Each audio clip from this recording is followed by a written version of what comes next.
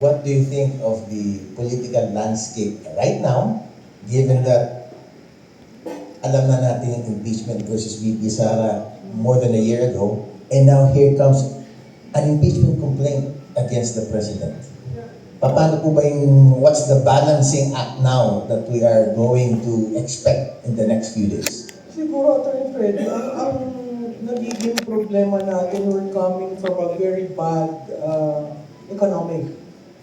Yung risk sa ekonomiya, napakataas. At ang barometro natin tinitingnan is really when the peso to dollar will reach 60 pesos.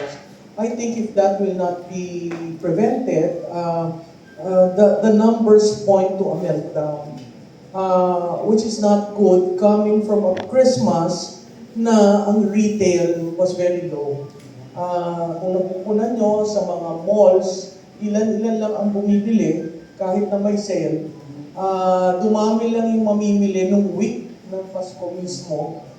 Karamihan sa restaurants pumupunta. So, ang sense namin, again, on the last quarter survey, Filipinos used to be hopeful for the future of the nation. In the last quarter, they were more hopeful of their household than the country. So, ang sense ko, pumapasok doon yung trait ng Pilipino na babaluktot kami sa maiksing kumot, kaya namin yon para sa pamilya. Pero para sa bansa, medyo wala muna kami pakialam dyan dahil magulo nga. And the impeachment will be added noise to that terrain where you have economic issues. This is the first time that the incumbent president has received 3 complaints on impeachment. The vice president was she was impeached at the House but not convicted. And then you have the Supreme Court intervening, revising the rules and the guidelines.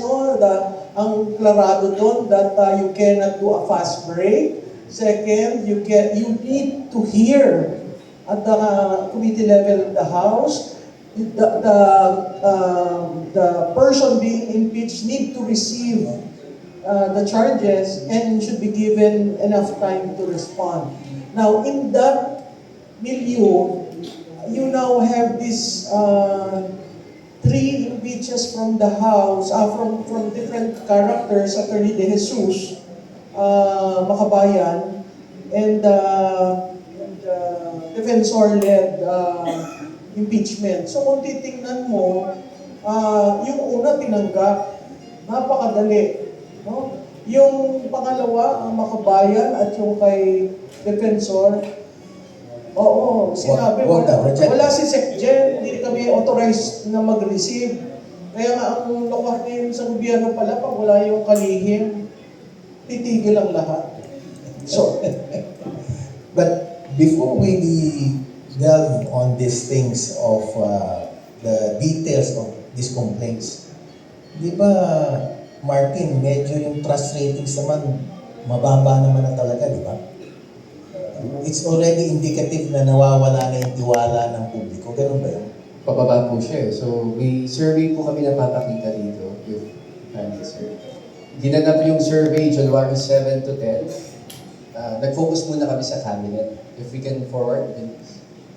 Yun muna, Attorney Fred, Professor Malu. Ito po